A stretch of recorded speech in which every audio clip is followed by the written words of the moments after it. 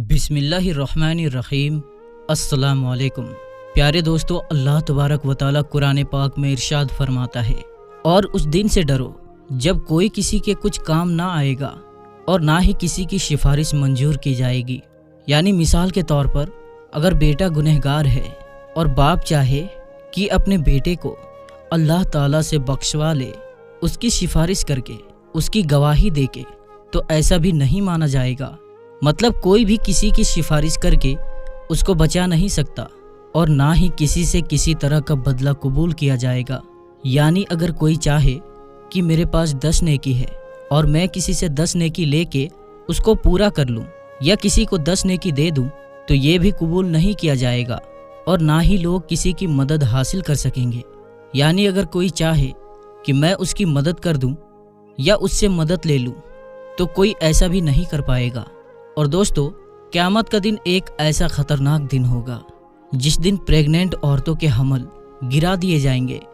اور اس دن نفس نفسی کا یہ عالم ہوگا۔ یعنی اس دن لوگوں کو صرف اپنی ہی ٹینشن لگی ہوگی، جیسے ماں اپنے بیٹے کو بھول جائے گی اور اولاد اپنے ماں باپ کو بھول جائے گی، اور اس دن کوئی کسی کے کچھ کام نہ آئے گا۔ ہر ایک کو صرف اپنے ہی حساب کتاب کی ٹینشن لگی ہوگی، اور ہر ایک انسان اپنے اعمال کے مطابق اپنے انجام کو پہنچا دیا جائے گا۔ یعنی جس نے دنیا میں جیسا کام کیا، اس کے اسی کام کے حساب سے اس کو اس کی جگہ تک پہنچا دیا جائے گا۔ جیسے اگر کسی نے گناہ کیا تو اس کو جہنم میں پہنچا دیا جائے گا، یا اگر کسی نے نیکی کی تو اس کو جنت میں پہنچا دیا جائے گا۔ پیارے دوستو، اس بات پر ہر ایک مسلمان کا ایمان ہے کہ اس کو مرنے کے بعد قیامت کے دن اٹھنا ہے، اور اس نے جو نیکی یا گناہ دنیا میں کیے ہیں اسی کا بدلہ لینا ہے۔ لیکن آج کی اس ویڈیو میں ہم آپ کو بتائیں گے کہ مرنے کے بعد بچوں کا حساب کتاب کیسے ہوگا،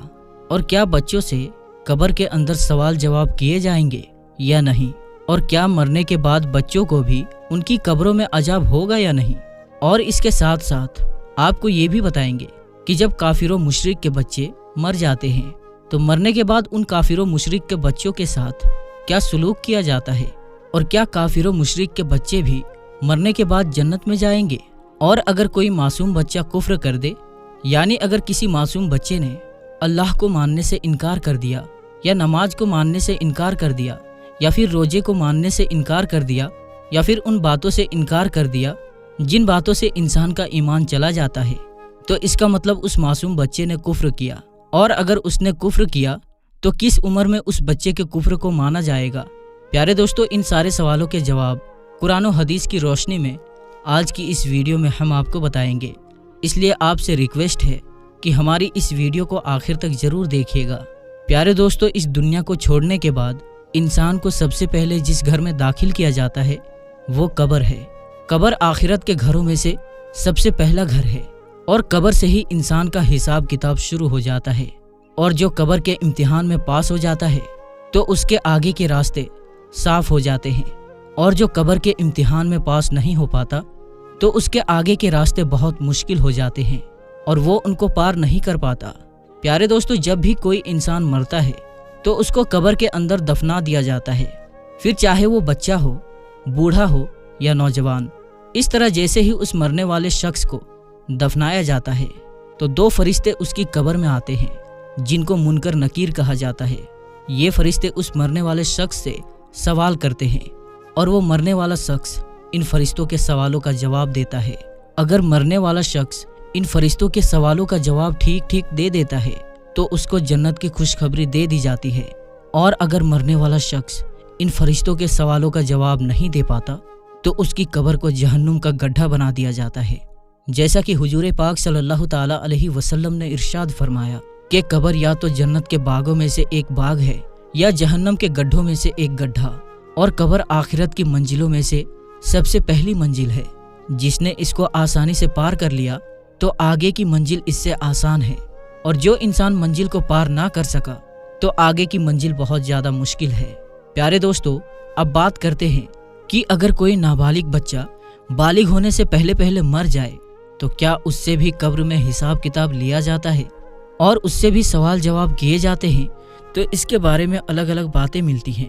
کچھ باتوں کے حساب سے چھوٹے بچوں سے قبر کے اندر سوال جواب نہیں کیے جاتے، کچھ باتوں کے حساب سے छोटे बच्चों से कब्र के अंदर सवाल जवाब किए जाएंगे, क्योंकि अल्लाह तबारक व तआला कब्र के अंदर इन मरने वाले बच्चों की अकल को पढ़ाकर बराबर कर देगा। और फिर ये मरने वाले बच्चे अपनी अकल के बढ़ जाने पर इन फरिश्तों के उन सवालों के जवाब देंगे। और एक दूसरी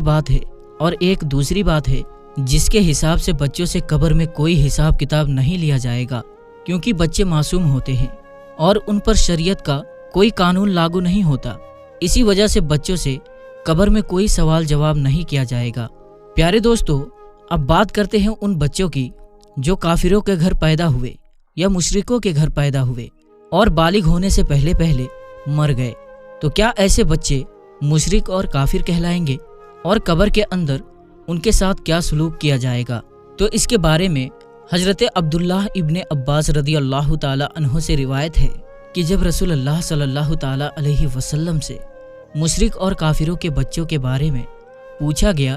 तो हुजूर पाक सल्लल्लाहु ताला अलैहि वसल्लम ने फरमाया कि अल्लाह तबारक व तआला ने जब इन बच्चों को पैदा किया तो अल्लाह तबारक व तआला खूब जानता था कि ये बच्चे बड़े होकर क्या करेंगे। इसी तरह एक हदीस में आता है कि आप सल्लल्लाहु ताला अलैहि वसल्लम ने एक ख्वाब देखा कि आप सल्लल्लाहु ताला अलैहि वसल्लम एक बाग में हैं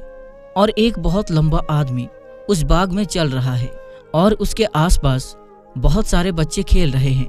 और उस आदमी की लंबाई इतनी है कि हुजूर पाक सल्लल्लाहु ताला अलैहि वसल्लम उस आदमी को देखने के लिए अपनी गर्दने पाक को ऊपर उठाते हैं, क्योंकि वो शख्स इतना लंबा था कि जैसे वो आसमानों से बातें कर रहा हो। तो हुजूर पाक सल्लल्लाहु ताला अलैहि वसल्लम ने हजरत जिब्राइल अलैहिस्सलाम से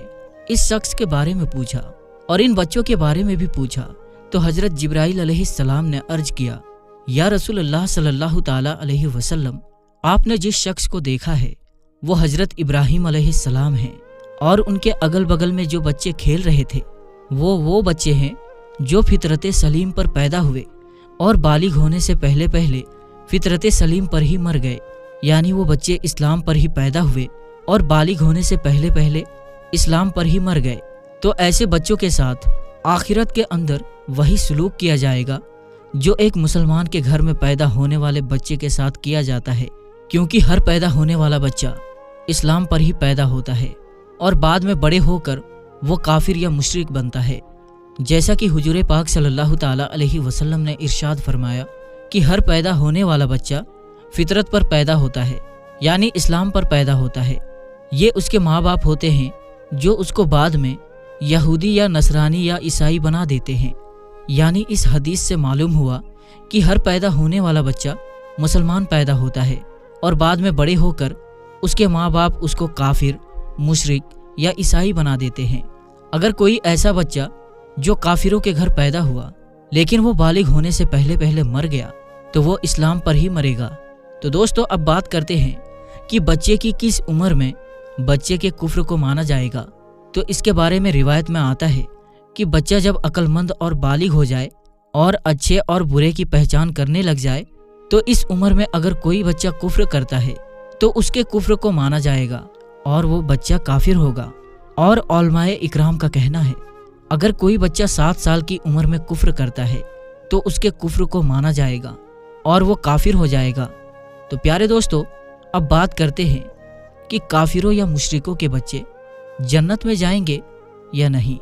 और अगर ये बच्चे जन्नत में जाएंगे तो जन्नत में इनको कहाँ रखा जाएगा। प्यारे दोस्तों, इसके बारे में अलग अलग रिवायत मिलती है। कुछ रिवायत के हिसाब से जिस तरह मुसलमानों के बच्चे जन्नत में जाएंगे इसी तरह वो बच्चे भी जन्नत में जाएंगे जो पैदा तो काफिरों के घरों में हुए लेकिन बालिग होने से पहले पहले वो मर गए। तो अल्लाह तबारक व तआला इन मासूम बच्चों को भी जन्नत में भेज देगा, क्योंकि अल्लाह तबारक व तआला इरशाद फरमाता है कि वो किसी को जन्नत या जहन्नम में तब तक नहीं भेजेगा जब तक कि उसके अमाल का हिसाब किताब ना हो जाए। और मासूम बच्चों पर क्योंकि शरीयत का कानून लागू नहीं होता, इसी वजह से अल्लाह तबारक व तआला मासूम बच्चों को बगैर हिसाब किताब के जन्नत में दाखिल फरमाएगा। और कुछ रिवायत के हिसाब से काफिरों और मुशरिकों के मासूम बच्चे जन्नत में तो जाएंगे लेकिन ये जन्नत में जन्नती मुसलमान बच्चों के साथ होंगे, यानी जन्नती मुसलमान के बच्चों के साथ उनकी निगरानी में रहेंगे और ये बच्चे इन मुसलमान बच्चों की खिदमत करेंगे اور کچھ علماء اکرام اس مسئلے پر چپ رہتے ہیں۔ ان کا یہ کہنا ہے کہ اللہ تبارک و تعالیٰ بہتر جانتا ہے کہ اللہ تبارک و تعالیٰ کافروں کے بچوں کے ساتھ کیا سلوک فرمائے گا، واللہ تعالیٰ عالم۔ پیارے دوستو، ان ساری روایتوں میں سے سب سے صحیح روایت یہ ہے کہ جو بھی بچہ بالغ ہونے سے پہلے پہلے مر جاتا ہے تو اللہ تبارک و تعالیٰ ان کو بغیر حساب و کتاب کے جنت میں جگہ عطا فرماتا ہے، اور بالغ ہونے سے پہلے پہلے مرنے والے سارے بچے حضرت ابراہیم علیہ السلام کی ذمہ داری میں ہوتے ہیں، اور ان کو حضرت ابراہیم علیہ السلام کے پاس رکھا جاتا ہے، پھر چاہے وہ مسلمانوں کے بچے ہو یا کافروں کے بچے۔ اللہ تبارک و تعالیٰ سے دعا ہے کہ اللہ تبارک و تعالیٰ ہمیں نیک اعمال کرنے کی توفیق عطا فرمائے اور ان ساری برائیوں سے ہمیں بچائے جن برائیوں کی وجہ سے پہلی قومیں ہلاک ہوئی اور اللہ تبارک و تعالیٰ کے دردناک عذابات کی مستحق قرار پائی۔